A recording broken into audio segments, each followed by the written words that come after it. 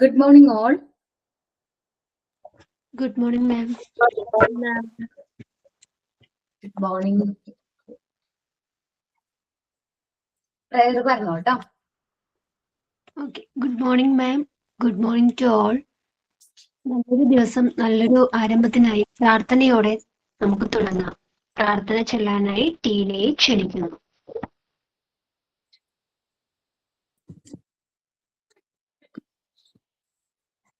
നന്മയാകുന്ന കാന്തി കാണുവാൻ കണ്ണിനാകേണമേ. നല്ല വാക്കിൻ്റെ ശീലു ചൊല്ലുവാൻ നാവിനാകേണമേ. സ്നേഹമാകുന്ന ഗീതമോ എൻ്റെ കാതിനിണയാകണേ. സത്യമെന്നുള്ള ശീലമോടെ ഞാൻ ശാന്തി അറിയണമേ. ശാന്തി അറിയണമേ. ഭൂമിയമ്മ എന്നറിയുവാനുള്ള ബോധമുണ്ടാകണേ. ജീവജാലങ്ങളാകെയും ജന്മബന്ധുവായിടണേ. ജാതിഭേദങ്ങളെന്ന ശാപമോ ദൂരെ മറയണമേ. ലോകമൊന്നിന്ന പാഠമെന്നുമേ മനസ്സിലെഴുതേണമേ. ആ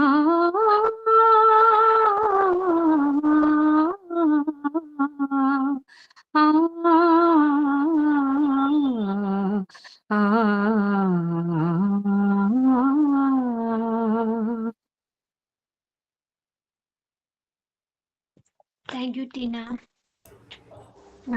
ട്രെയിനിങ് പറയാനായി വിസ്മയെ ക്ഷണിക്കുന്നു. Good morning to all. I warmly welcome Abarna ma'am and all my friends who joined to be part of today's class. Make this opportunity to learn and grow together. Thank you. Thank you Vismaya. നല്ല ചിന്തകൾ നമ്മുടെ ഉള്ളിലെ വിജയത്തിന്റെ ഊർജത്തെ ഉണർത്തുന്നു. Thought of പറയാനായി മിരിയെ ക്ഷണിക്കുന്നു. Today's thought: we should always be thankful for what we are. We should always be thankful for what we are. നമ്മൾ എന്തായിരിക്കുന്നുവോ അതിന് നന്ദി പറയുക. One day, a pen and a pencil found each other sitting on a desk. It was late afternoon and they did not have any work to do. So they started talking. The pen said, "Hey pencil, don't you feel sad that when someone uses you, you keep getting shorter and shorter?" The pencil replied, "Oh no, I used to feel sad in the beginning, but when I saw that I helped someone draw beautifully, I felt very proud and lucky." So, what is the moral of the story? We should always be thankful for what we are. ഇതിനകത്ത് പെൻസിലിനോട് ചോദിക്കുന്നു, പെൻസിലിന് സങ്കടം വരില്ലേ ചെറുതായി പോകുമ്പോൾ എന്ന്. അപ്പം pencil പറയുന്നു, ഞാൻ ചെറുതാകും, ആദ്യം എനിക്ക് സങ്കടമുണ്ടെങ്കിലും പക്ഷേ എന്നെ ഉപയോഗിച്ച് മറ്റുള്ളവർക്ക് ഉപകാരമാണ്, അതായത് മറ്റുള്ളവർക്ക് എഴുതാനും വരയ്ക്കാനും പറ്റുന്നു, അതിൽ ഞാൻ അഭിമാനം കൊള്ളുന്നു, ഞാൻ ലക്കിയാണ്. Thank you miss. Thank you. നല്ലൊരു thought. Okay ma'am. Welcome all. നമ്മൾ ലാസ്റ്റ് ക്ലാസ്സിൽ സെമിനാർ ആയിരുന്നു എടുത്തത് അല്ലേ? മിസ്, ആടാ, ഞാൻ വർക്കെല്ലാം കംപ്ലീറ്റ് ചെയ്തിട്ടുണ്ട്, കാണിക്കട്ടെ? പ്രസന്റ് ചെയ്തോടാ. ആ ഓക്കെ മിസ്.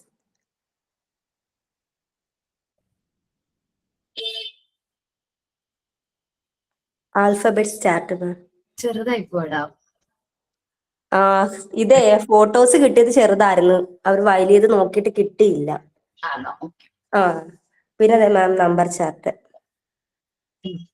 പിന്നെ sense organs, eye, nose, ear, mouth, skin. പിന്നെ നമ്പേഴ്സ് ഉണ്ട് മാം, അതിപ്പോ കാണിക്കാതെ.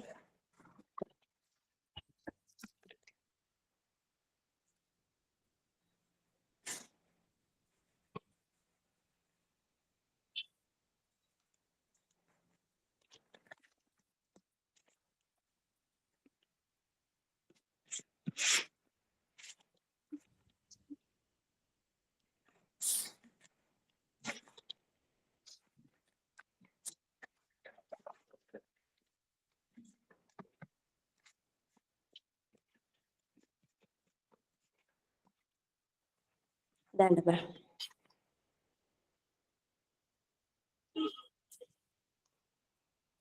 ഓക്കേടാ. താങ്ക് യു മാം. മാം എന്റെ ഒരെണ്ണം കൂടി ഉണ്ട്, ഇംഗ്ലീഷിന്റെ സ്മോൾ ലെറ്റേഴ്സ്. പ്രസന്റ് ചെയ്തോടാ. ആ.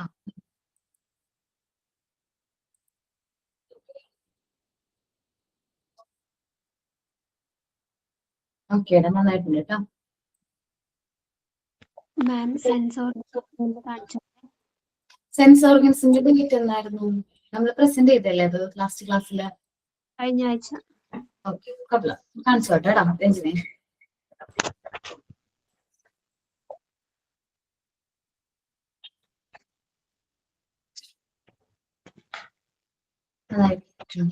എഴുതിയിട്ടുണ്ടോ? ആ ഓക്കെ, ഹോൾഡ് ചെയ്ത് എഴുതണം കേടാ. ബ്ലൂ ആയതുകൊണ്ട് വേറെ എന്തെങ്കിലും ഷെയ്ഡ് കൊണ്ട് തന്നെ എഴുതാൻ കുറച്ചുകൂടി ക്ലിയർ ആവും. ഓക്കേടാ. മാം എന്റെ കൂടെ ഉണ്ടായിരുന്നു, ഞാൻ ലാസ്റ്റ് ക്ലാസ്സിൽ ഉണ്ടായിരുന്നില്ല മാം, ആബ്സെന്റ് ആയിരുന്നു. ആ ഓക്കെ, ഓർഗൻസ് കാണിക്കാനുണ്ട്. പ്രസന്റ് ചെയ്തോടാ. ഓക്കെ മാം.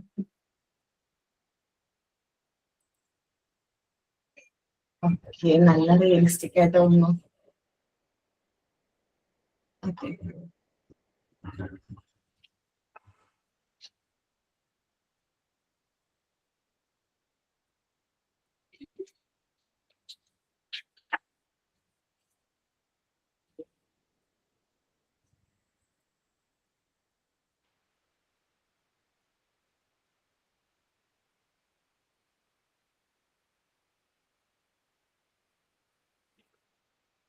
നന്നായിട്ടുണ്ട് കേട്ടോ. Thank you ma'am. Tina present ചെയ്തോടാ.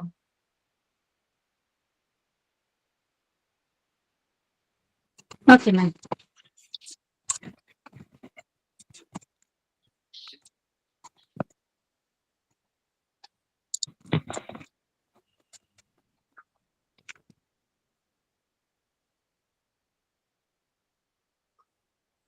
Ma'am okay okay okay.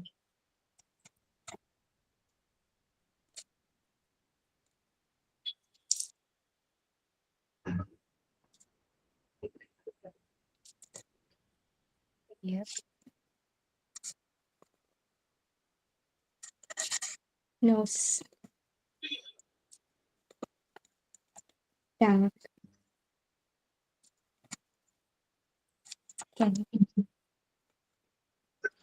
Okay, നന്നായിട്ടുണ്ട് കേട്ടാ.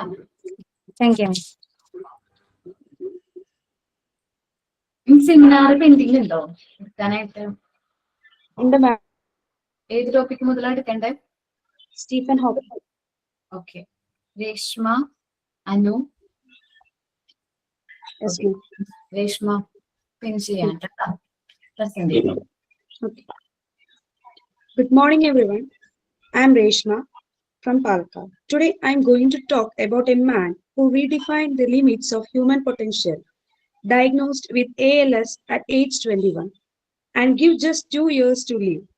He went on the outlive that predictions by 5 decades, becoming one of the most brilliant theoretical physicists in history. He showed us that while his body was confined to a wheelchair, his mind was free to explore the furthest reaches of the universe. Today, we look at the life and legacy of Stephen Hawking. Stephen Hawking, a theoretical physicist, cosmologist, and author who redefined our understanding of the universe and inspired millions with his sheer tenacity and brilliance, proving that the human spirit, even when confined, can soar to the cosmos's deepest mysteries from black holes to the Big Bang. His life was a testament to courage, a journey from a Cambridge student diagnosed with ALS to a global icon who taught us that however difficult life may seem, there is always something you can do and succeed at. Born in 1942, Hawking's journey into physics was a quest for fundamental understanding, a path that led him to Cambridge and soon after to a devastating diagnosis of motor neuron disease. Yet his intellect remained sharp, his curiosity undimmed, leading him to revolutionary work on black holes, predicting Hawking radiation, and forever changing cosmology.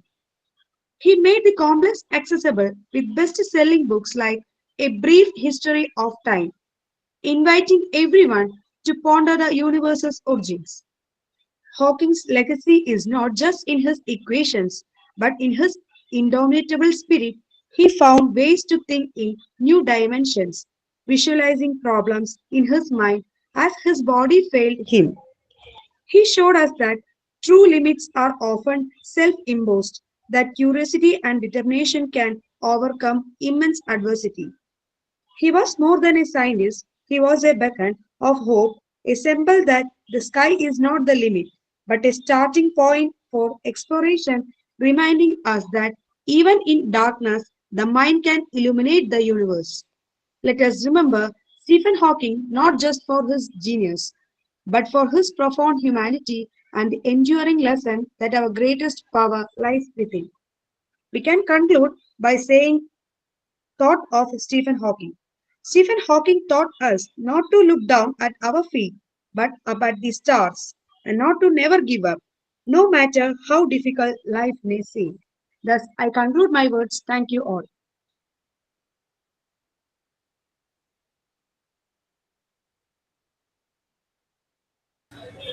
Okay, നന്നായിട്ട് എടുത്തു കേട്ടോ Reshma. Thank you, ma'am. അടുത്തത് അനു അല്ലേ?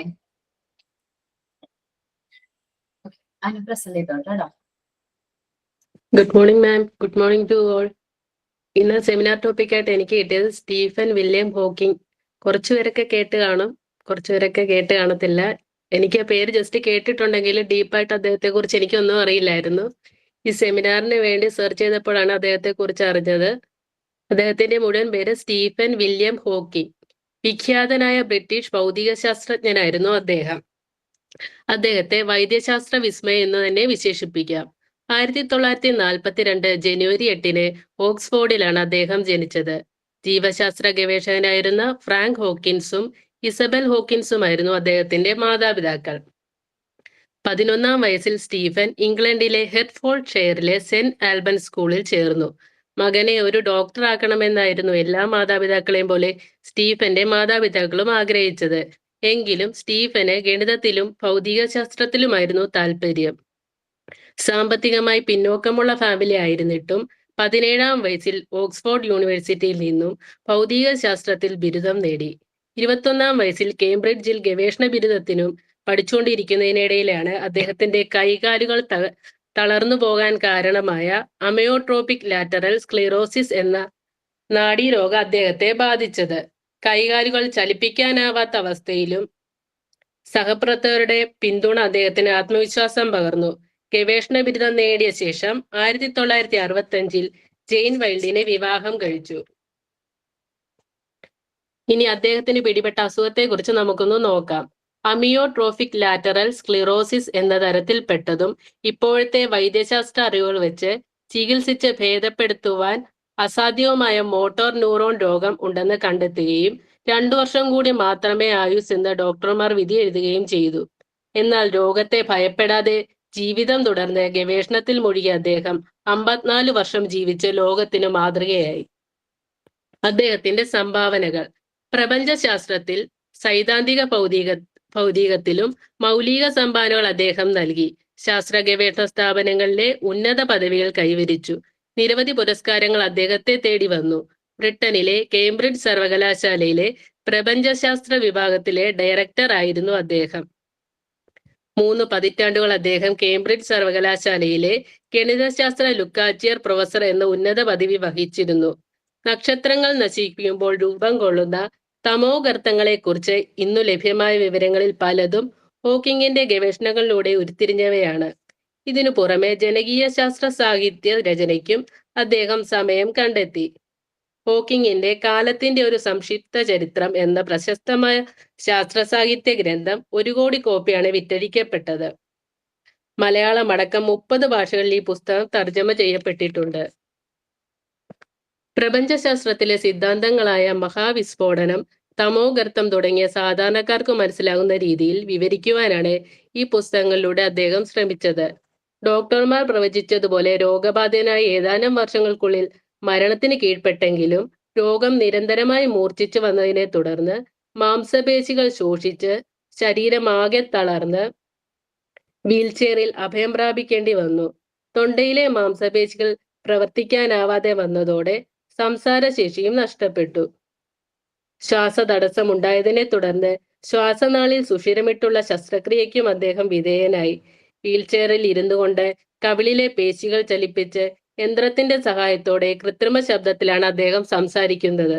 Computer സ്ക്രീനിൽ പ്രത്യക്ഷപ്പെടുന്ന വാക്കുകളിൽ നിന്നും ഉചിതമായവ നേത്രപാളികൾ ചലിപ്പിച്ച് തിരഞ്ഞെടുത്താണ് തന്റെ ശാസ്ത്രഗ്രന്ഥങ്ങളും ലേഖനങ്ങളും ഹോക്കിംഗ് രചിച്ചത്. എത്ര മാരകരോഗം ബാധിച്ചാലും ഇച്ഛാശക്തിയും പ്രതിബദ്ധതയും നഷ്ടപ്പെടാതിരുന്നാൽ തുടർന്നും സമൂഹത്തിന് ക്രിയാത്മകമായ സംഭാവനകൾ നൽകാൻ കഴിയുമെന്നതിന്റെ പ്രതീകമായിരുന്നു ഹോക്കിംഗ്. ലോകമെമ്പാടുമുള്ള രോഗബാധിതരെ പ്രചോദിപ്പിച്ചുകൊണ്ട് 76-ാം വയസ്സുവരെ ഹോക്കിംഗ് തന്റെ ശാസ്ത്ര സൗന്ദര്യം തുടർന്നു. 2018 മാർച്ച് 14 അദ്ദേഹം അന്തരിച്ചു. പ്രധാന ജീവിത സന്ദേശങ്ങൾ എന്തൊക്കെയാണെന്ന് നമുക്ക് നോക്കാം. അദ്ദേഹത്തിന്റെ പ്രതിരോധവും പ്രത്യാശയും. ജീവിതം എത്രത്തോളം ബുദ്ധിമുട്ടാണെന്ന്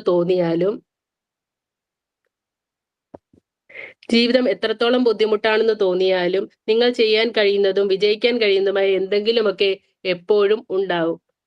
ശരിക്കും അദ്ദേഹത്തിന്റെ ജീവചരിത്രം നോക്കിയപ്പോൾ തന്നെ ഒന്നും അല്ലെന്ന് തന്നെ എനിക്ക് തോന്നി. അദ്ദേഹത്തെക്കുറിച്ച് കൂടുതൽ പഠിക്കാനും ഇതാകാനും ഈ സെമിനാറിലൂടെ എനിക്ക് സാധിച്ചു. Thank you ma'am.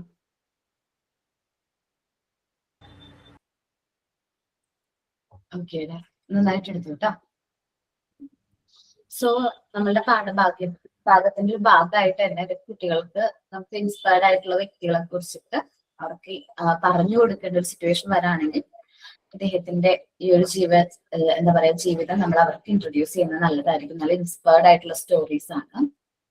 സ്റ്റോറി എന്ന് പറയാൻ പറ്റില്ല, ഒരു ജീവിതമാണ്. ഓക്കെ, നെക്സ്റ്റ് ടോപ്പിക് ആരായിരുന്നു? നെക്സ്റ്റ് ടോപ്പിക് ഹെലൻ കുറിച്ച് പറഞ്ഞില്ലേ?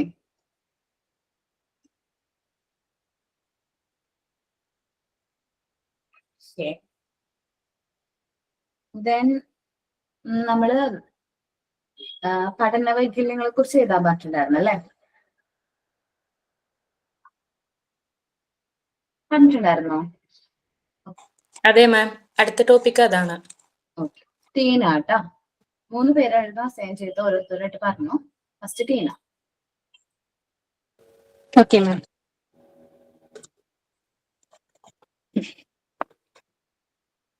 Respected ma'am, good morning. A big hello to all my dear friends. I'm going to present the topic learning disability. Learning disabilities in children are neurodevelopmental conditions that show up when a child's academic skills lag behind what's expected for their age, despite average or above average intelligence. They are not about lack of intelligence. They are not about lack of effort or poor teaching. It is the brain simply processes information differently. കുട്ടികളിലെ പഠന വൈകല്യങ്ങൾ ശരാശരിയോ അതിലധികമോ ബുദ്ധിശക്തി ഉണ്ടായിരുന്നിട്ടും ഒരു കുട്ടിയുടെ academic കഴിവുകൾ അവരുടെ പ്രായത്തിന് പ്രതീക്ഷിക്കുന്നതിനേക്കാൾ പിന്നിലാകുമ്പോൾ പ്രത്യക്ഷപ്പെടുന്ന നാഡീവികസന അവസ്ഥയെയാണ് പഠന വൈകല്യങ്ങൾ ഉള്ള കുഞ്ഞുങ്ങളിൽ കാണുന്നത്. അവ പരിശ്രമക്കുറവ് കൊണ്ടോ മോശം അധ്യാപനം മൂലമോ രൂപപ്പെടുന്നതല്ല, മറിച്ച് തലച്ചോറ് വിവരങ്ങൾ വ്യത്യസ്തമായി പ്രോസസ് ചെയ്യുന്നതാണ്. How common are they? About 5 to 15% of school age kids are affected, and roughly 80% of those having a reading difficulty called dyslexia. School പ്രായത്തിലുള്ള കുട്ടികളിൽ ഏകദേശം 5 മുതൽ 15% വരെ ഇത് ബാധിക്കുന്നു. ഏകദേശം 80% പേർക്കും വായനാ ബുദ്ധിമുട്ട് ഉണ്ട്, അതായത് ഡിസ്ലെക്സിയ ഉണ്ട്. Next, main types of learning disabilities. They are, firstly, dyslexia. It means trouble in decoding words, slow or inaccurate reading, and often poor spelling. It can start before a child even learns to read, showing up as difficulty breaking spoken words into syllables or rhyming. Dyslexia ആണ് ആദ്യമായിട്ട് വരുന്നത്. Dyslexia എന്ന് പറഞ്ഞാൽ വാക്കുകൾ decode ചെയ്യുന്നതിൽ, മനസ്സിലാക്കുന്നതിൽ ബുദ്ധിമുട്ട്, മന്ദഗതിയിലോ തെറ്റായതോ ആയ വായന, പലപ്പോഴും മികച്ച രീതിയിലുള്ള അക്ഷരവിന്യാസത്തിലുള്ള കുറവ് കുട്ടി നേരിടുന്നു. ഒരു കുട്ടി വായിക്കാൻ പഠിക്കുന്നതിനു മുമ്പ് തന്നെ ഇത് ആരംഭിക്കാം. സംസാരിക്കുന്ന വാക്കുകളെ അക്ഷരങ്ങളായി സ്പ്ലിറ്റ് ചെയ്യാനോ ബുദ്ധിമുട്ടായി കുട്ടികൾക്ക് ഇത് പ്രകടമാകുന്നു. Next, dysgraphia, which means problems with written expression, messy handwriting, trouble in organizing thoughts on paper, and errors in grammar or punctuation. Dysgraphia പേര് സൂചിപ്പിക്കുന്നത് പോലെ ഗ്രാഫിക് പ്രസന്റേഷൻ, എന്നാൽ എഴുത്തിലെ പ്രകടനങ്ങളിലുള്ള ബുദ്ധിമുട്ടുകൾ, ശരിയായ കൈയക്ഷരത്തിന്റെ കുറവ്, കടലാസിൽ ചിന്തകൾ ക്രമീകരിക്കുന്നതിലുള്ള ബുദ്ധിമുട്ട്, വ്യാകരണത്തിലോ ചിഹ്നങ്ങൾ ഉപയോഗിക്കുന്നതിലോ ഉള്ള തെറ്റുകൾ എന്നിവയാണ്. Next, dyscalculia. It challenges with numbers, math facts, and mathematical reasoning. Dyscalculia പേര് സൂചിപ്പിക്കുന്നത് പോലെ കാൽക്കുലേഷനിൽ, സംഖ്യകൾ, ഗണിതവുമായി ബന്ധപ്പെട്ട വസ്തുതകൾ, ഗണിതശാസ്ത്രത്തിലെ യുക്തിപരമായ വഴികൾ കാണുന്നതിലുള്ള കുറവ് എന്നിവയാണ് ഈ വൈകല്യത്തിൽ പ്രകടമാകുന്നത്. Next, auditory processing disorder. It also known as CAPD, Central Auditory Processing Disorder, which means neurological condition where the brain struggles to interpret auditory information. Though they having normal learning disability, it manifests as difficulty in understanding speech in noisy environment, poor listening skills, and slow processing or spoken language. എന്താണ് auditory processing ഡിസോർഡറിൽ വരുന്നത്? അതിന് നമ്മൾ central auditory processing disorder എന്ന് കൂടി പറയുന്നു. ഒരു സാധാരണ കേൾവിശക്തി ഒരു കുട്ടിക്ക് ഉണ്ടായിരുന്നിട്ടും തലച്ചോറിന് കേൾവി വിവരങ്ങൾ വ്യാഖ്യാനിക്കാൻ ബുദ്ധിമുട്ടുന്ന ഒരു അവസ്ഥയാണ് ഇത്.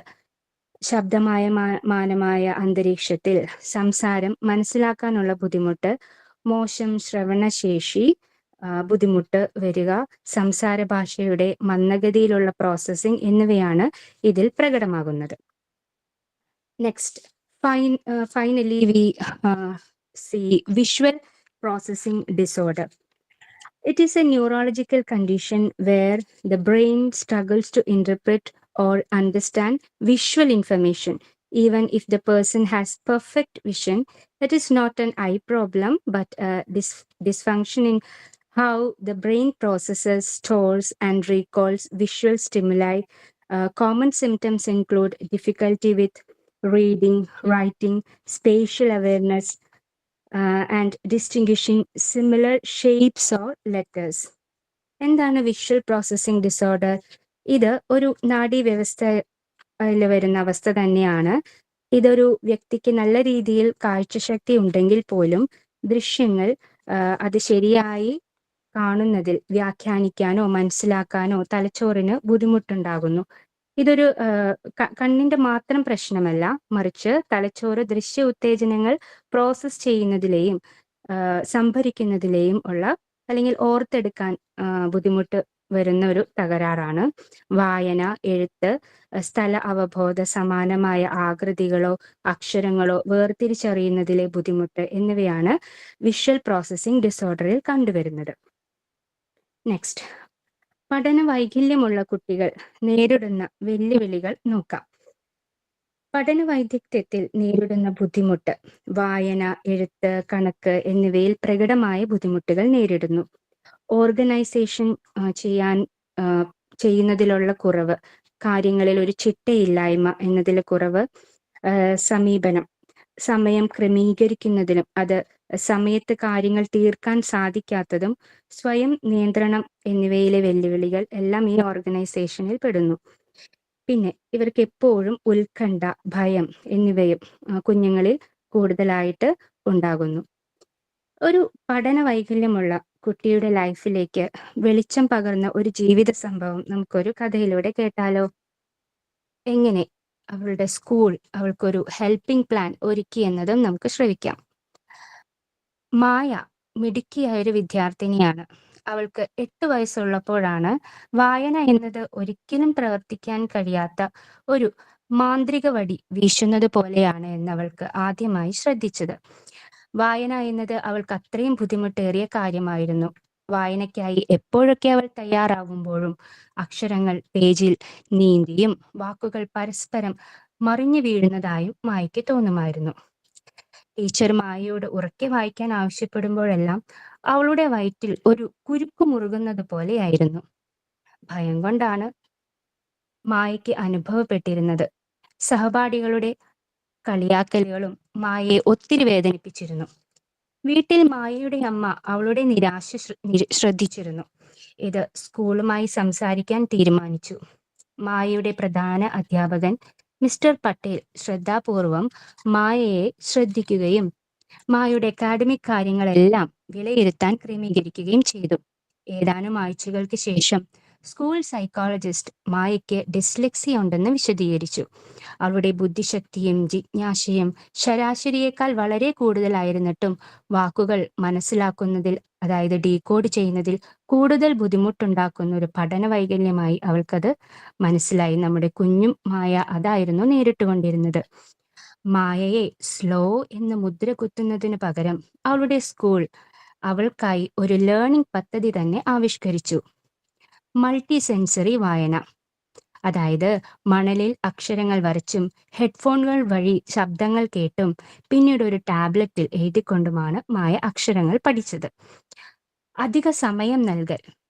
വായനാ അസൈൻമെന്റുകൾക്കായി അവൾക്ക് കുറച്ചധിക സമയം ലഭിച്ചു. അതിനാൽ മറ്റ് സമ്മർദ്ദങ്ങളിൽ നിന്ന് മായയ്ക്ക് ആശ്വാസം ലഭിച്ചു. അത് അവളുടെ കോൺഫിഡൻസും കൂട്ടി. സഹായ സാങ്കേതിക വിദ്യ. ഒരു ടെക്സ്റ്റ് ടു സ്പീച്ച് ആപ്പിലൂടെ കഥകൾ ഉറക്കെ വായിക്കുമ്പോൾ മായ കഥകൾ പിന്തുടരുന്നു. ഇത് സംസാര ഭാഷയും എഴുത്തുഭാഷയും തമ്മിലുള്ള ബന്ധം ശക്തിപ്പെടുത്തുന്നു. ശക്തി അടിസ്ഥാനമാക്കിയുള്ള പദ്ധതികൾ. മായയ്ക്ക് ചിത്രരചന വളരെ ഇഷ്ടമായിരുന്നു. അതിനാൽ വാക്കുകൾ ക്രമപ്പെടുത്തുന്നത് പരിശീലിക്കുമ്പോൾ അവളുടെ ഭാവനയ്ക്കും തിളക്കം നൽകുന്ന തരത്തിൽ കഥകൾ പറയുന്ന കോമിക് പിക്ചേഴ്സ്, കാർട്ടൂൺസ് വരയിലൂടെ അവൾ സൃഷ്ടിച്ചു. അവൾക്ക് പൂർണ്ണ പിന്തുണയുമായി അധ്യാപകരും ഒപ്പം നിന്നു. ദിവസങ്ങൾ ആഴ്ചകളായി, ആഴ്ചകൾ മാസങ്ങളായി മാറി. മായയ്ക്ക് ഇപ്പോഴും ചില വാക്കുകൾ കിട്ടുന്നില്ല. പക്ഷേ അവൾ പാറ്റേണുകൾ വളരെ വേഗത്തിൽ തിരിച്ചറിയാൻ തുടങ്ങി. ഒരു ദിവസം ഉച്ചകഴിഞ്ഞ് ക്ലാസ്സിൽ വായനാ അവതരണം നടന്നു. അവതരണത്തിൽ മായയുടെ ഊഴമായി അവൾ ടാബ്ലറ്റ് ഉപയോഗിച്ച് പരിശീലിച്ച ഒരു ചെറിയ പാരഗ്രാഫ് വായിക്കാൻ ഒരുങ്ങി. ആദ്യം അവളുടെ ശബ്ദം വിറച്ചു. പിന്നീട് അവൾ വളരെ കോൺഫിഡന്റ് ആയി പറഞ്ഞു. അവൾ പറഞ്ഞു കഴിഞ്ഞപ്പോൾ ക്ലാസ് ഒന്നടങ്കം കൈയടിച്ചു.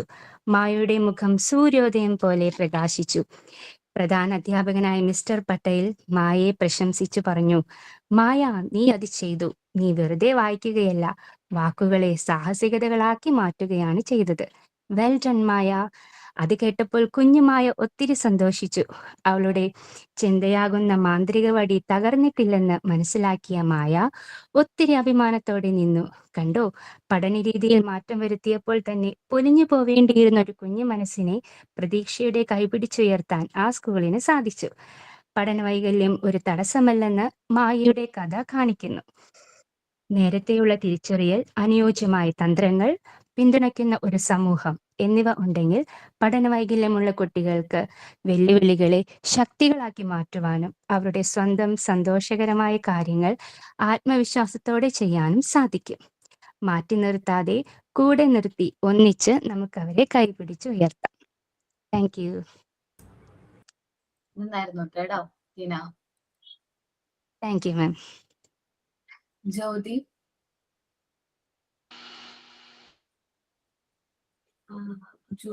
ജുബി ജ്യോതി അല്ലെ? ആരൊക്കെയാണ് എടുക്കാനുള്ളത് ഇനി? Hello, ma'am. Good morning. ഓക്കേടാ. Good morning, ma'am, and good morning, student. എന്തെങ്കിലും മിസ്റ്റേക്ക് ഉണ്ടെങ്കിൽ ക്ഷമിക്കണോട്ടെ മാം. പറഞ്ഞോട്ടെ മാം. Hello, start ചെയ്തോടാ. കുട്ടികളുടെ പഠന വൈകല്യം. കുട്ടികളിലെ പണ്ട് കാലങ്ങളിൽ എന്ന് വെച്ചിട്ടുണ്ടെങ്കിൽ കൂട്ടുകുടുംബമായിട്ടാണ് താമസിച്ചിരുന്നത്. മുത്തശ്ശൻ, മുത്തശ്ശി എന്നിങ്ങനെ ഒരു എല്ലാവരുമായി ഒന്നിച്ചാണ് താമസിച്ചിരുന്നത്. അതുകൊണ്ട് തന്നെ കുട്ടികളിൽ ആ മാറ്റം നമുക്ക് സ്വാഭാവികമായും അറിയാൻ പറ്റിയിരുന്നു. കുട്ടികൾ പലതും കണ്ടും കേട്ടും അറിഞ്ഞും സ്വാഭാവികമായാണ് കുട്ടികൾ പഠിക്കുന്നത്. എന്നാൽ ഇന്നത്തെ കാലത്ത് ശരിക്കും നമ്മൾ അതൊരു മിസ് ചെയ്യുകയാണ്. ഒരു ന്യൂക്ലിയർ ഫാമിലി, ഇന്നത്തെ കാലത്ത് എല്ലാവരും ഒരു ന്യൂക്ലിയർ ഫാമിലിയായി ചുരുങ്ങി. അതുകൊണ്ട് തന്നെ പ്രോപ്പറായിട്ട് ലാംഗ്വേജ് യൂസ് ചെയ്യാൻ അവസരം കിട്ടുന്നില്ല. കുറേയേറെ ഒന്നും തന്നെ സംസാരിക്കാൻ കുറവാണ്. കുട്ടികൾ കൂടുതലായിട്ട് പഠിക്കുന്നത് കണ്ടും കേട്ടും അറിഞ്ഞും ഒക്കെയാണ് കുട്ടികൾ പഠിക്കുന്നത്. ഒരുപക്ഷെ അതുകൊണ്ടായിരിക്കാം ഇന്നത്തെ കാലത്ത് കുട്ടികളിൽ കൂടുതലായി പഠന വൈകല്യങ്ങൾ കൂടുതലായി കാണുന്നത്. കുട്ടികളിലെ യഥാർത്ഥത്തിലുള്ള പ്രശ്നത്തെ നാം തിരിച്ചറിയുകയും ചരിത്രത്തിലുടനീളം ധാരാളം വ്യക്തികൾ പഠന വൈകല്യങ്ങളും പഠന ബുദ്ധിമുട്ടുകളും നേരിട്ടിട്ടുണ്ട്. ഈ വൈകല്യങ്ങൾ ഒന്നും തന്നെ അവരുടെ സ്വപ്നങ്ങളിൽ എത്തിച്ചേരുന്നതിന് ഒരു തടസ്സമായിരുന്നില്ല. കൂടാതെ Albert Einstein, Thomas Alva Edison എന്നിവരൊക്കെ ഇത്തരം ബുദ്ധിമുട്ടുകളൊക്കെ നേരിട്ട് പ്രമുഖ വ്യക്തികളാണ്. കുട്ടികളുടെ പഠന വൈകല്യത്തിൽ പ്രശ്നങ്ങൾ ഉള്ളതെങ്കിലും അവരുടെ കഴിവുകൾ പല കഴിവുകളുള്ള കുട്ടികളായിരിക്കും. അവരുടെ കഴിവുകൾ നാം കണ്ടെത്തുകയും അത് പരിപോഷിക്കാനും അവരെ ജീവിതത്തിന്റെ ഉന്നതിയിലേക്ക് എത്തിക്കുവാനും നാം ഓരോരുത്തരും ശ്രമിക്കേണ്ടതുണ്ട്. കൂടാതെ ഓരോ കുട്ടികളിലും വ്യത്യസ്തമായ പ്രശ്നങ്ങളാണ് ഉണ്ടാകുന്നത്.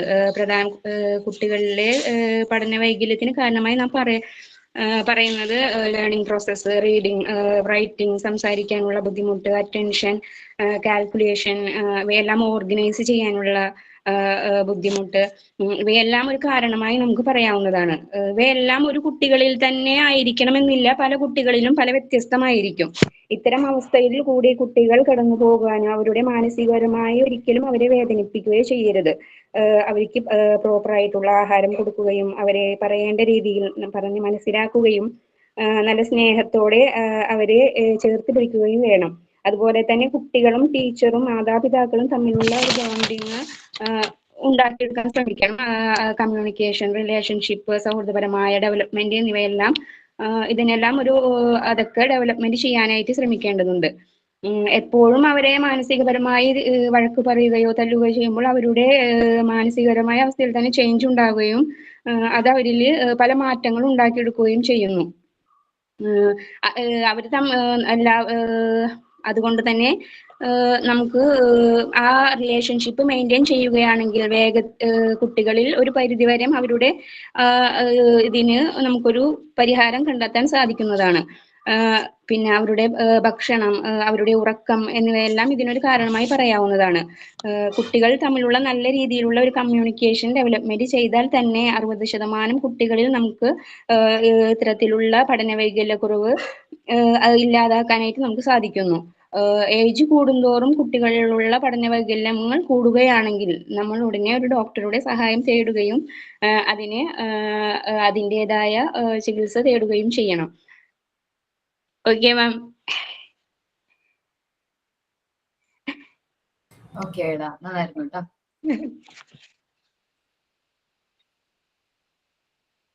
അടുത്തതാരാണ്? ജ്യോതി അല്ലേ?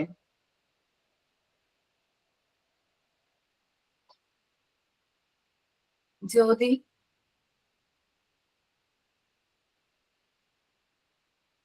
വേറെ ആരെങ്കിലും? കേൾക്കാൻ പറ്റുന്നുണ്ടോ മിസ്സേ? ഓക്കെ, കേൾക്കാണ്. പിൻ ചെയ്യാൻ കേട്ടോ. പ്രസന്റ് ചെയ്തോ. Good morning teacher. Good morning dear friends.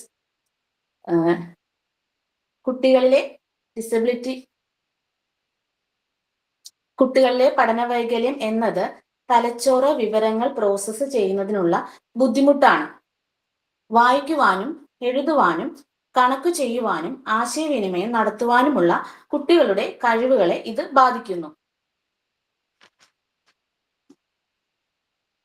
കുട്ടികൾക്ക് മാർക്ക് കുറഞ്ഞാൽ മാതാപിതാക്കൾക്ക് വളരെ ടെൻഷൻ ഉണ്ടാകാറുണ്ട്.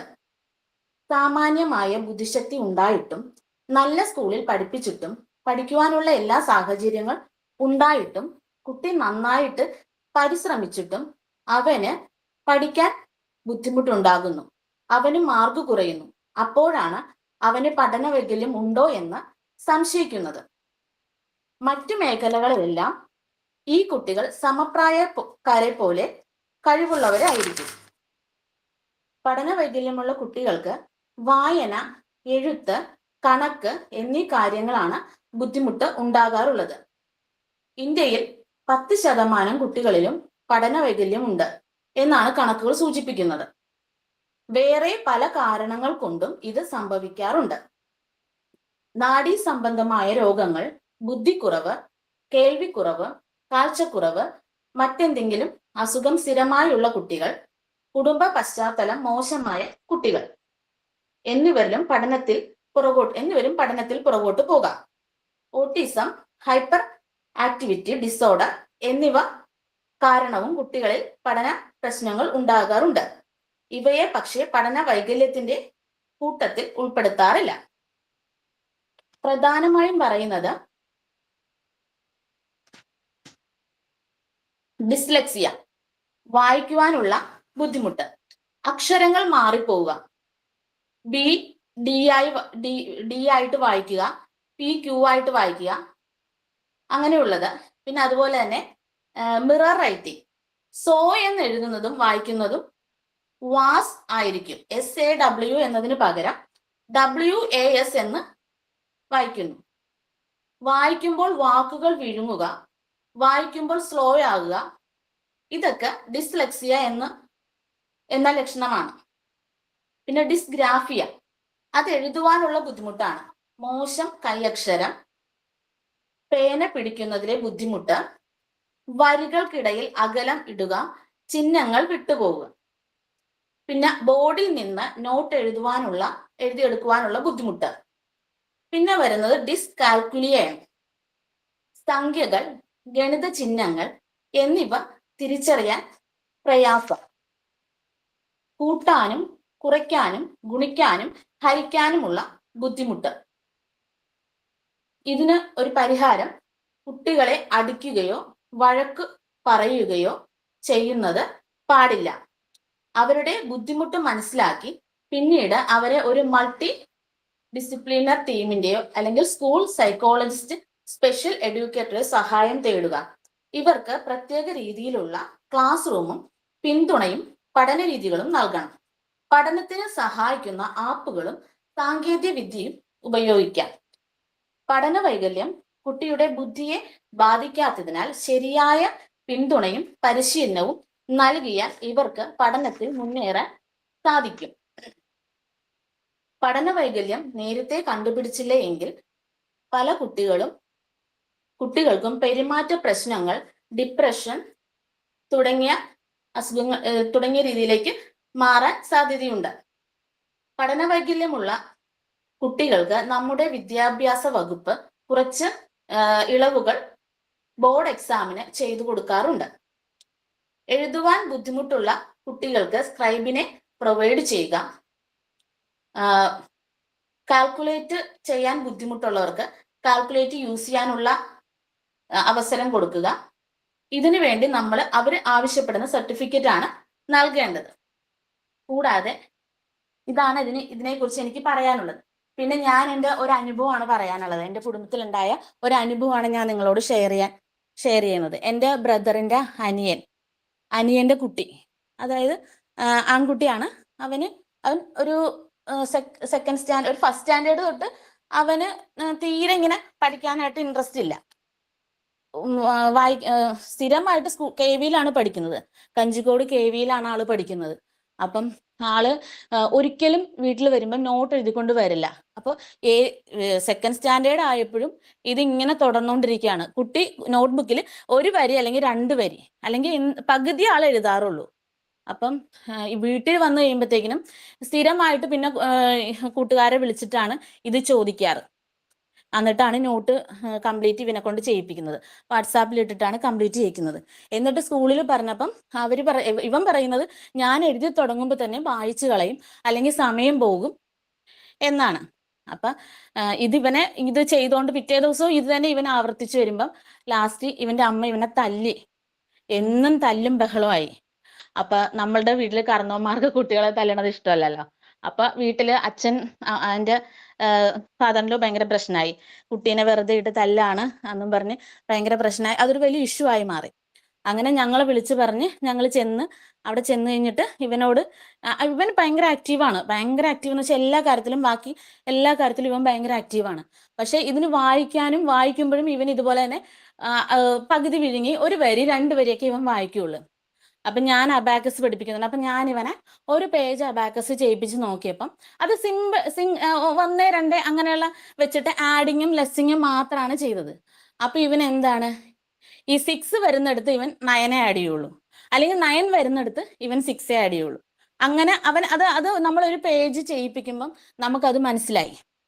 അങ്ങനെ ഞങ്ങൾ അവനെ സ്കൂളിൽ സൈക്കോളജിസ്റ്റ് ഉണ്ടായിരുന്നു. അപ്പൊ അവര് പറഞ്ഞ് സ്കൂളിൽ കുറച്ച് സമയം ഇത് കിട്ടുള്ളൂ, നിങ്ങൾ പ്രൈവറ്റിൽ വേറെ എവിടെയെങ്കിലും കൊണ്ട് കാണിച്ചോളാൻ പറഞ്ഞു. അങ്ങനെ ഞങ്ങൾ കുട്ടീനെ പാലക്കാട് തന്നെ ഒരു സൈക്കോളജിസ്റ്റിനെ കൊണ്ട് കാണിച്ചു. അപ്പൊ അവര് പറഞ്ഞത് പ്രധാനപ്പെട്ടമായിട്ട് അവർ പറഞ്ഞ കുറെ കാര്യങ്ങളുണ്ട്. അവരാദ്യം ഇവനോട് സംസാരിച്ചു, പിന്നെ അച്ഛനും അമ്മയോട് സംസാരിച്ച്, അപ്പൊ പിന്നെ അങ്ങനെ ഇങ്ങനെയൊക്കെ പറഞ്ഞ് ഇവനെ മാത്രം സംസാരിപ്പിച്ച് അങ്ങനെ കുറെ ഇതൊക്കെ കഴിഞ്ഞ് അവർ ലാസ്റ്റ് ഇപ്പം അവന് ട്രീറ്റ്മെന്റ് തുടങ്ങി. അവനെ എല്ലാ സാറ്റർഡേയിലും കൊണ്ടുപോകണം. 1 മണിക്കൂർ അവരുടെ ഇതിൽ കൊണ്ടുവന്നിട്ട് അവര് അതിനു വേണ്ടിയ കാര്യങ്ങളൊക്കെ ചെയ്ത് ഇപ്പം പയ്യനെ റെഡിയായി വരുന്നു. ഇപ്പൊ 6th സ്റ്റാൻഡേർഡ് ആയി.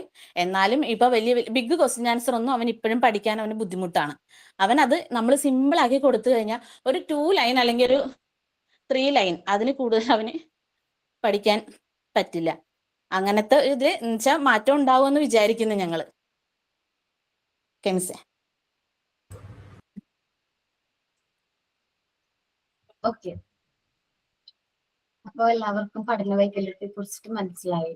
അതൊരിക്കലും ഒരു കുട്ടിയുടെ എന്താ പറയാ, ആ കുട്ടിക്ക് കഴിവില്ലാത്തത് കൊണ്ടോ അങ്ങനെ ആവണമെന്നില്ല. നിങ്ങൾ പഠിപ്പിക്കുന്ന സമയത്ത് ഇനി ഏതെങ്കിലും ഒരു കുട്ടിക്ക് ഇങ്ങനെ ഒരു പ്രശ്നമുണ്ട്, ഇപ്പൊ വായിക്കുന്നില്ല എന്ന് പറഞ്ഞ് നമ്മൾ അവരെ മാറ്റി നിർത്തുന്നതിന് മുമ്പ് അവന്റെ പ്രശ്നം എന്താണെന്ന് ഫസ്റ്റ് ഐഡന്റിഫൈ ചെയ്യാം. എന്നിട്ട് എന്താണോ പ്രോബ്ലം അത് ഐഡന്റിഫൈ ചെയ്ത് നമുക്ക് സോൾവ് ചെയ്യാൻ പറ്റുമോ നമുക്ക് പറയാൻ പറ്റില്ല. ചിലപ്പോ ആ കുട്ടിക്ക് എന്താ പറയാ, ഇപ്പൊ വിഷ്വൽ ഇമ്പയർമെന്റ് ആവാം, കാഴ്ച കുറവുകൊണ്ടായിരിക്കും ചിലപ്പോൾ വായിക്കാൻ പറ്റാത്തത്. നമ്മൾ അവന് പഠന വൈകല്യമാണെന്ന് തെറ്റിദ്ധരിക്കാം. അങ്ങനെ ഒരുപാട് കേസുകളുണ്ട്.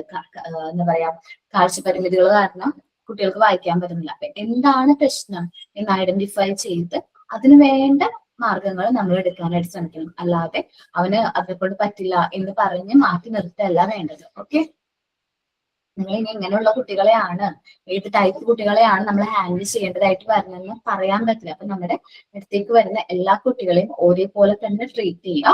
അവർക്ക് ഓരോ ഇൻഡിവിജ്വലി നമ്മൾ അവരെ എന്ത് ചെയ്യുക, ടീച്ച് ചെയ്യാൻ ശ്രമിക്കുക. അവരെ കുറിച്ച് മനസ്സിലാക്കി അവരുടെ എന്താ പറയാ, അവരുടെ കഴിവുകൾ എന്താണ്, അവരുടെ പോരായ്മകൾ എന്താണെന്ന് മനസ്സിലാക്കി അവർക്ക് നല്ല രീതിയിൽ നമ്മൾ എന്ത് ചെയ്യുക, ഓരോ കാര്യങ്ങൾ പറഞ്ഞു കൊടുക്കാനായിട്ട് ശ്രമിക്കാം. ഓക്കെ, എന്താണ് അവർക്ക് വേണ്ട നീഡ്സ് അത് മനസ്സിലാക്കി നമ്മൾ അതേപോലെ തന്നെ അവരെ ട്രീറ്റ് ചെയ്യാം.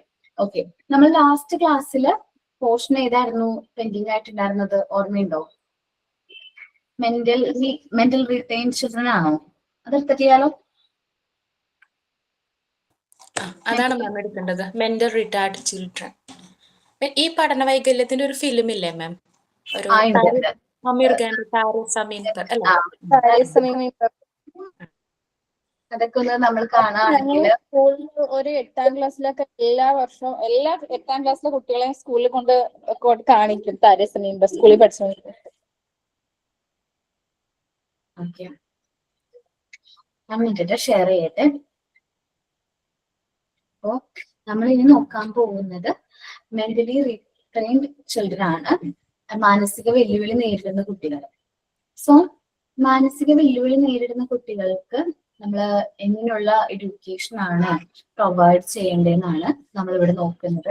ശരിക്കും പറഞ്ഞാൽ അവർക്ക് എഡ്യൂക്കേഷൻ പ്ലസ് ട്രീറ്റ്മെന്റ്, എഡ്യൂക്കേഷൻ എന്ന് പറയാൻ പറ്റില്ല, അവർക്ക് ഒരു എഡ്യൂക്കേഷൻ പ്ലസ് ട്രീറ്റ്മെന്റ് ആയിരിക്കും അവർക്ക് കംഫർട്ടബിൾ ആകുന്നത്. ചിലപ്പോ ഈ മെന്റലി റിട്ടേൺ ചിൽഡ്രൻ എന്ന് പറയുമ്പോൾ ഡിലേ ഇൻ ഡെവലപ്മെന്റിൽ വരുന്ന ഡിലേ, അല്ലെങ്കിൽ ബ്രെയിൻ ഇൻഫ്ലമേഷൻ, ചെറുപ്പത്തിൽ കുട്ടിയായിരിക്കുന്ന സമയത്ത് ഫിക്സ് ഒക്കെ വന്നിട്ടുണ്ടെങ്കിലും അവർക്ക് ഇങ്ങനെ വരാനുള്ള ചാൻസ് ഉണ്ട്. മെൻസൈറ്റീസ്, പിന്നെ ഓട്ടിസം ഉള്ള കുട്ടികള്, മൾട്ടിപ്പിൾ ഡിസബിലിറ്റീസ് ഉള്ള കുട്ടികള്, ജനറ്റിക് ഡിസോർഡർ ഉള്ള കുട്ടികള്, പിന്നെ കോംപ്ലിക്കേറ്റഡ് ആയിട്ടുള്ള ഡെലിവറിയുടെ കേസിലൊക്കെ കുട്ടികൾക്ക് ഇങ്ങനെയുള്ള ഒരു പ്രശ്നം വരുന്നതായിട്ട് കാണുന്നുണ്ട്. സോ നമ്മൾ education of mentally retrained children is a special problem whose solution need a certain amount of knowledge. കാരണം മെന്റലി റിറ്റെയിൻഡ് ആയിട്ടുള്ള കുട്ടികൾക്ക് എന്ന് പറഞ്ഞാൽ ഒട്ടും അവർക്ക് ആ ലേണിംഗ് കപ്പാസിറ്റി തീരെ ഉണ്ടാവില്ല. അതേപോലെ ഒരു കുട്ടിയിൽ നിന്ന് മറ്റൊരു കുട്ടി എൻറ്റയർലി ഡിഫറെന്റ് ആയിരിക്കും. നമ്മൾക്ക് അവരെല്ലാവരും കൂടി ഒരുമിച്ച് ഗ്രൂപ്പ് ചെയ്ത് സെയിം ടൈപ്പ് എഡ്യൂക്കേഷൻ നമുക്ക് പ്രൊവൈഡ് ചെയ്യാനായിട്ട് പറ്റില്ല. അത് ഓരോ കുട്ടിയുടെ എഡ്യൂക്കേഷൻ അല്ലെങ്കിൽ ഓരോ കുട്ടിയുടെയും എബിലിറ്റീസ് നോക്കി നമ്മൾ അവർക്ക് ലേണിംഗ് കാര്യങ്ങളൊക്കെ പറഞ്ഞു കൊടുക്കേണ്ടതായിട്ട് വരും. Many of them are not capable of learning. അതിൽ ഭൂരിഭാഗം കുട്ടികൾക്ക് ലേൺ ചെയ്യാനുള്ള ഒരു കപ്പാസിറ്റി പോലും കുറവായിരിക്കും. ദർ മെമ്മറി വളരെ പൂറായിരിക്കും. Power of determine is poor. Their ability to understand comprehends is also usually poor. അപ്പൊ അവർക്ക് എല്ലാ കാര്യങ്ങളും അണ്ടർസ്റ്റാൻഡബിലിറ്റി, പവർ ഓഫ് ഡിറ്റർമിൻസ്, പിന്നെ മെമ്മറി, ഇതെല്ലാം വളരെ കുറവായിരിക്കും. Their creative growth remains arrested. അവരുടേതായ ക്രിയേറ്റീവ് ഗ്രോത്തും കാര്യങ്ങളും അറസ്റ്റഡ് ആയിരിക്കും. സോ ഇങ്ങനെയുള്ള കുട്ടികളെ നമ്മൾ ഹാൻഡിൽ ചെയ്യേണ്ടതായിട്ട് വരുമ്പോൾ ഫസ്റ്റ് നമുക്ക് വേണ്ടത് പേഷ്യൻസ് ആണ്. ഫസ്റ്റ് ഓഫ് ഓൾ നമുക്ക് വേണ്ടത് എന്താണ്? പേഷ്യൻസ്. നമുക്ക് പേഷ്യൻസ് ഉണ്ടെങ്കിൽ മാത്രം നമുക്ക് ഈ കുട്ടികളെ ഹാൻഡിൽ ചെയ്യാൻ പറ്റുള്ളൂ. കാരണം ഈ കുട്ടികളെ നമ്മൾ ഒരു പ്രാവശ്യം പറഞ്ഞു കൊടുത്താൽ ചിലപ്പോൾ അവർക്ക് മനസ്സിലാവില്ല. ഒരു എത്ര പ്രാവശ്യം പറഞ്ഞാലും ചിലപ്പോൾ അവർ ചെയ്യുമ്പോൾ അവർ തെറ്റിച്ച് ചെയ്യുള്ളൂ. നമ്മൾ റിപ്പീറ്റ്ലി ആദ്യം മുതൽ സ്റ്റാർട്ട് ചെയ്യുന്ന പോലെ ആയിരിക്കും. ആദ്യം നമ്മൾ ഓരോർക്ക് മെറ്റീരിയൽ ഇൻട്രൊഡ്യൂസ് ചെയ്ത് വീണ്ടും നെക്സ്റ്റ് ഡേ അതേ മെറ്റീരിയൽസ് നമ്മൾ അവർക്ക് കാണിച്ചു കൊടുക്കണം. എന്നാൽ അവർ കറക്റ്റ് ആയിട്ട് ചെയ്യണമെന്നില്ല. സോ വളരെ അറസ്റ്റഡ് ആയിരിക്കും അവരുടെ ഡെവലപ്മെന്റ് എന്ന് പറയുന്നത്.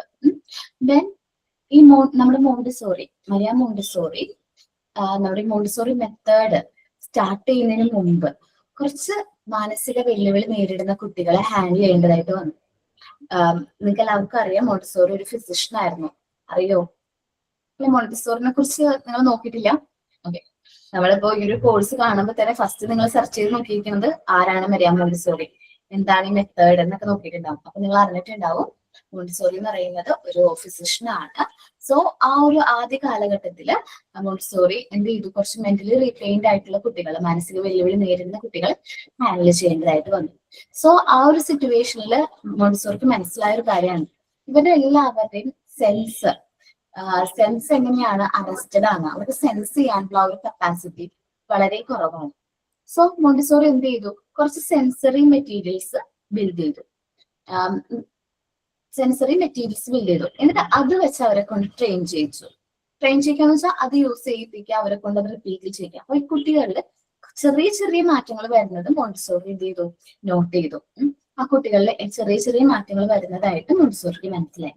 സോ അങ്ങനെ റിപ്പീറ്റ്ലി ഈ ഒരു സെൻസറി മെറ്റീരിയൽസ് യൂസ് ചെയ്ത് ട്രെയിൻ ചെയ്യുന്നതിലൂടെ ഈ കുട്ടികളിൽ പതിയെ പതിയെ അവർക്ക് ചെറിയ ചെറിയ സെൻസ് ചെയ്യാനൊക്കെ തുടങ്ങി. സോ ഈ മാറ്റം മോണ്ടിസോറിക്ക് മനസ്സിലായി. ഈ ഒരു മെത്തേഡ് അത്യാവശ്യം നല്ല രീതിയിൽ കുട്ടികളിൽ ബെനിഫിഷ്യൽ ആണ്. സോ മെന്റലി റീറ്റെയിൻഡ് ആയിട്ടുള്ള കുട്ടികളിൽ ഇങ്ങനെയാണെങ്കിൽ നോർമൽ കുട്ടികളിൽ എങ്ങനെയായിരിക്കും ഈ ഒരു മെത്തേഡ് എഫക്റ്റീവ് ആകുന്നത് എന്നൊരു ഐഡിയയിൽ നിന്നാണ് പിന്നീട് മോണ്ടിസോറി ഇത് നോർമൽ കുട്ടികളിൽ എന്ത് ചെയ്തത്? ഇംപ്ലിമെന്റ് ചെയ്തത്. സോ അപ്പോ മോണ്ടിസോറി മെത്തേഡ് അല്ലെങ്കിൽ മോണ്ടിസോറി എൻവയോൺമെന്റ് എന്ന് പറയുന്നത് നോർമൽ കുട്ടികളെ പോലെ തന്നെ മെന്റലി റിറ്റൈൻഡ് ആയിട്ടുള്ള അല്ലെങ്കിൽ മെന്റലി മാനസിക വെല്ലുവിളി നേരിടുന്ന കുട്ടികൾക്ക് വളരെ ഹെൽപ്ഫുൾ ആയിട്ടുള്ള ഒരു മെത്തേഡാണ് ഏത് മോണ്ടിസോറി മെത്തേഡ് എന്ന് പറയുന്നത്.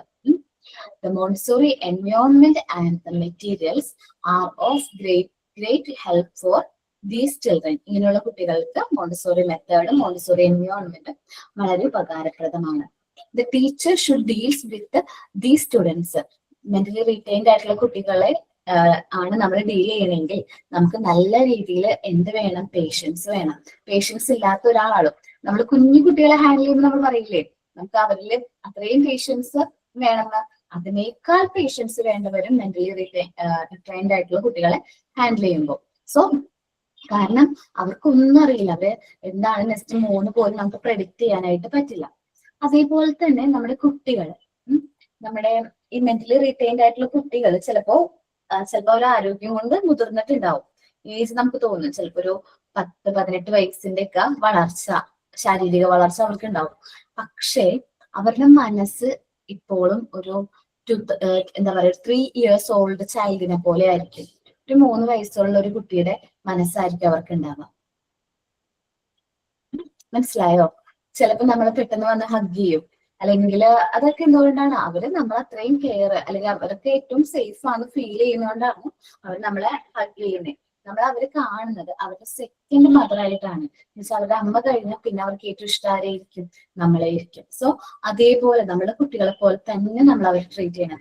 ഏജ് ആരോഗ്യം കൊണ്ട് ചിലപ്പോൾ അവർ വലിയ മുതിർന്ന ഒരു കുട്ടിയായിട്ടൊക്കെ നമുക്ക് തോന്നുമെങ്കിലും മനസ്സുകൊണ്ട് അവർ തീരെ ചെറിയൊരു കുഞ്ഞു കുട്ടിയുടെ മനസ്സായിരിക്കും അവർക്ക്. സോ നമ്മൾ അവരെ ട്രീറ്റ് ചെയ്യുമ്പോൾ നല്ല പേഷ്യൻസും നല്ല ഒരു എന്താ പറയുക നല്ലൊരു കെയറോട് കൂടി വേണം നമ്മൾ അവരെ ട്രീറ്റ് ചെയ്യാനായിട്ട്. അപ്പൊ നിങ്ങൾക്ക് നമ്മുടെ ഈ കോഴ്സ് കഴിഞ്ഞിട്ട് എങ്ങനെയുള്ള കുട്ടികളെയാണ് ഹാൻഡിൽ ചെയ്യേണ്ടതെന്ന് നമുക്ക് പറയാൻ പറ്റില്ല. അപ്പോൾ ആ സമയത്ത് ഇതേപോലെ മാനസിക വെല്ലുവിളി നേരിടുന്ന കുട്ടികളെയാണ് നമുക്ക് ഹാൻഡിൽ ചെയ്യേണ്ടത് വരികയാണെങ്കിൽ നല്ല പേഷ്യൻസോട് കൂടി തന്നെ നമ്മൾ അവരെ എന്ത് ചെയ്യണം? ഹാൻഡിൽ ചെയ്യണം. അവരോട് നമ്മൾ സ്നേഹത്തോടെ, ചിലപ്പോ നമ്മള് ഒരു പ്രാവശ്യം പറഞ്ഞു കൊടുത്താൽ ചിലപ്പോ അവർക്ക് മനസ്സിലാവില്ല, വീണ്ടും വീണ്ടും റിപ്പീറ്റ്ലി പറഞ്ഞു കൊടുക്കുക, എന്നാലും മനസ്സിലാകണമെന്നില്ല. സോ നല്ല പേഷ്യൻസോട് കൂടി അവരെ നല്ല രീതിയിൽ ട്രെയിൻ ചെയ്യേണ്ട ഉത്തരവാദിത്തമാണ് നമുക്ക് ഓരോരുത്തർക്കും ഉള്ളത്. ഓക്കെ, അപ്പോ ഈ ഒരു മെത്തേഡ് മോണ്ടിസോറി മെത്തേഡ് എന്ന് പറയുന്നത് മെന്റലി റിട്രൈൻഡ് ചിൽഡ്രൻസിനും എഫക്റ്റീവ് ആയിട്ടുള്ള ഒരു മെത്തേഡാണ്. ഇനി ഈ കുട്ടികൾക്ക് നമ്മൾ എങ്ങനെയാണ് എഡ്യൂക്കേഷൻ പ്രൊവൈഡ് ചെയ്യേണ്ടത്? എല്ലാ കുട്ടികളെ പോലെ തന്നെ ഈ കുട്ടികൾക്കും എന്താണ് ഈക്വൽ ഓപ്പർച്യൂണിറ്റി പ്രൊവൈഡ് ചെയ്യണം എഡ്യൂക്കേഷനും. അതേപോലെ തന്നെ അവർക്ക് എഡ്യൂക്കേഷൻ ആൻഡ് ട്രീറ്റ്മെന്റിന് അവർക്ക് എന്താണ് ഈക്വൽ ഓപ്പർച്യൂണിറ്റി പ്രൊവൈഡ് ചെയ്യണം. അപ്രോപ്രിയേറ്റ് ആക്ടിവിറ്റി, അത് ഓരോ കുട്ടിക്കും ഡിഫറെന്റ് ആയിട്ടുള്ള കഴിവുകളായിരിക്കും, അല്ലെങ്കിൽ ഡിഫറെന്റ് എബിലിറ്റീസ് ആയിരിക്കും. അപ്പൊ ഓരോ കുട്ടിക്കും സ്യൂട്ടബിൾ ആയിട്ടുള്ള activity, physical activity and mental activity ആണ് നമ്മൾ നോക്കേണ്ടത്. അവർക്ക് അത് സ്യൂട്ടബിൾ ആണോ എന്ന് നോക്കിയിട്ട് വേണം നമ്മൾ ഓരോ ആക്ടിവിറ്റീസും കുട്ടികൾക്ക് ഇൻട്രൊഡ്യൂസ് ചെയ്യാൻ. സ്പെഷ്യൽ ക്ലിനിക് ഞാൻ പറഞ്ഞു, ഈ കുട്ടികൾക്ക് ട്രീറ്റ്മെന്റും നമ്മൾ ഈ ഒരു ട്രെയിനിങ്ങിന്റെ ഭാഗമായിട്ട് നമ്മൾ പ്ലസ് ട്രീറ്റ്മെന്റ് ആണ് പ്രൊവൈഡ് ചെയ്യേണ്ടത്. അവരുടെ കോഗ്നിറ്റീവ് ഡെവലപ്മെന്റിന്റെ നല്ല രീതിയിൽ സപ്പോർട്ടും കൊടുക്കണം, അതേപോലെ തന്നെ ട്രീറ്റ്മെന്റും നല്ല രീതിയിൽ പോകണം. Okay, feeling of being avoid. ഇപ്പൊ ഇവര് നോർമൽ സ്കൂളിലൊക്കെയാണ് വർക്ക് ചെയ്യുന്നതെങ്കിൽ മേ ബി അവർക്കൊരു ഫീൽ ഉണ്ടാവും, അവരെ തമാശ കാണിക്കാനും അല്ലെങ്കിൽ കളിയാക്കാനും ഒക്കെ ഒരുപാട് കുട്ടികൾ ഉണ്ടാവും. അപ്പൊ അവരെ ഒരു സ്പെഷ്യൽ എഡ്യൂക്കേഷൻ അല്ലെങ്കിൽ നമ്മൾ അവർക്ക് വേണ്ടിയിട്ടൊരു സ്കൂളിലാണെങ്കിൽ അവർക്ക് ആ ഒരു ഡിസ്ക്രിമിനേഷൻ ഫീൽ ചെയ്യില്ല. ഇനി നമ്മുടെ സ്കൂളിൽ അങ്ങനെ ഒരു കുട്ടി ഉണ്ടെങ്കിൽ മറ്റു കുട്ടികളെ ഇവരുടെ കളിയാക്കുന്നൊക്കെ ഉണ്ടെങ്കിൽ നമ്മൾ അവരെ നല്ല രീതിയിൽ വാങ്ങിച്ച് അങ്ങനെ ചെയ്യാൻ പാടില്ല, പറഞ്ഞു കൊടുക്കുക. ഇങ്ങനെ നിങ്ങളെ പോലെ അല്ല, അവരെ കുറച്ചും കൂടി സ്പെഷ്യൽ ആണ്. സോ അവരുടെ കഴിവുകൾ ഇന്നതാണ്, അല്ലെങ്കിൽ അവരുടെ ഡിഫക്റ്റുകൾ നമ്മൾ ഫോക്കസ് ചെയ്യാതെ അവരുടെ കഴിവുകൾ എന്തൊക്കെയാണെന്ന് കണ്ടെത്താൻ അത് സപ്പോർട്ട് ചെയ്യാൻ ശ്രമിക്കണം. ഓക്കെ, നല്ല പേഷ്യൻസോട് കൂടി വേണം നമ്മൾ അവരെ ഹാൻഡിൽ ചെയ്യാൻ. നമ്മുടെ കുഞ്ഞു മക്കളെ പോലെ തന്നെ ട്രീറ്റ് ചെയ്യണം. ഡിഫറെന്റ് ഏജ് ആയിരിക്കും, പക്ഷെ നമ്മൾ ഒരു 3 വയസ്സുള്ള കുട്ടീനെ എങ്ങനെയാണോ വാത്സല്യം കാണിക്കുന്നത്, അഫെക്ഷൻ കാണിക്കുന്നത്, ഇതേപോലെ തന്നെ നമ്മൾ അവരോട് അഫിഷ്യനേറ്റ് ആയിട്ട് തന്നെ പെരുമാറണം. ഓക്കെ ഓക്കെ അപ്പോ നെക്സ്റ്റ് ക്ലാസ്സിൽ ഡീറ്റെയിൽഡ് ആയിട്ട് മെന്റലി റിട്ടൈൻ ചിൽഡ്രൻസിനെ കുറിച്ച് നമുക്ക് പറയാം. ഓക്കെ, എനിക്ക് കുറെ പറയാനുണ്ട്, പക്ഷെ പെട്ടെന്ന് ടൈം കഴിഞ്ഞു പോയതുകൊണ്ടാണ് ഞാൻ ഇവിടെ വെച്ച് സ്റ്റോപ്പ് ചെയ്യുന്നത് കേട്ടോ. എനിക്ക് ഭയങ്കരമായിട്ട് കൂടുതൽ നമുക്ക് സംസാരിക്കാൻ പറ്റുന്ന ഒരു ടോപ്പിക്കാണ്. അവരൊരിക്കലും നമ്മളെ മാറ്റി നിർത്തരുത്. നമ്മളുടെ എന്താ പറയാ, നമ്മളുടെ അവരൊരു പോരായ്മയാണ്, അല്ലെങ്കിൽ അവര് സമൂഹത്തിന്റെ ഫ്രണ്ടിൽ കൊണ്ടുവരരുത്, അങ്ങനെ ഒന്നുമില്ല. അവരെ ഒരിക്കലും നമ്മൾ മാറ്റി നിർത്തല്ല വേണ്ട. അവരെ നല്ല രീതിയിൽ സപ്പോർട്ട് ചെയ്ത് എന്താ പറയാ, സൊസൈറ്റിയുടെ ആ ഒരു മുൻനിരയിലേക്ക് കൊണ്ടുവരാണ് വേണ്ടത്. ഓക്കെ, സോ ഞാൻ ക്ലാസ് വൈൻഡപ്പ് ചെയ്യാണ്. സൈൻ ഔട്ട് ആരാ പറയുന്നേ? Yes ma'am. ക്ലാസ് എടുത്ത അപർണ മിസ്സിന് ഒത്തിരി നന്ദി പറഞ്ഞുകൊള്ളുന്നു. പ്രയർ ചൊല്ലിയ ടീന ടീച്ചർക്കും, സൈനിങ് പറഞ്ഞ വിസ്മയ ടീച്ചർക്കും, തോട്ട് ഓഫ് പറഞ്ഞ ഉലിയ ടീച്ചർക്കും ഒത്തിരി നന്ദി. പിന്നെ സെമിനാറുകൾ നമ്മുടെ ഉള്ളിലെ ടീച്ചറെ കൂടുതൽ കരുത്തുറ്റതാക്കുന്നു.